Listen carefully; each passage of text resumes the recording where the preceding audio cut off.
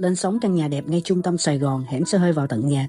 Hôm nay em Tùng sẽ review một căn nhà nằm trục đường Hoàng Hóa Thám, phường 1, quận Gò Vấp, giáp với Bình Thạnh, Phú Nhuận, chỉ vài bước chân thôi nha quý anh chị, ngay chợ Cái Quéo. Di chuyển ra sân bay mất khoảng hơn 5 phút thôi nha quý anh chị ơi. Nhà mình thông số diện tích ngang 3m75, dài 13m50, công nhận 46m², kết cấu một trệt 2 lầu, tặng full nội thất cao cấp nha. Công năng gồm phòng khách, phòng bếp, 4 phòng ngủ, 5 toilet. Tất cả các phòng ngủ của mình đều rất là rộng và có toilet riêng nha, rất là thuận tiện. Và căn này đang được rao bán chỉ nhỉnh hơn 8 đồng và chỉ với 8.380T. Còn thương lượng quý anh chị đã có thể sở hữu một căn nhà 4 phòng ngủ master ngay trung tâm Sài Gòn luôn nha.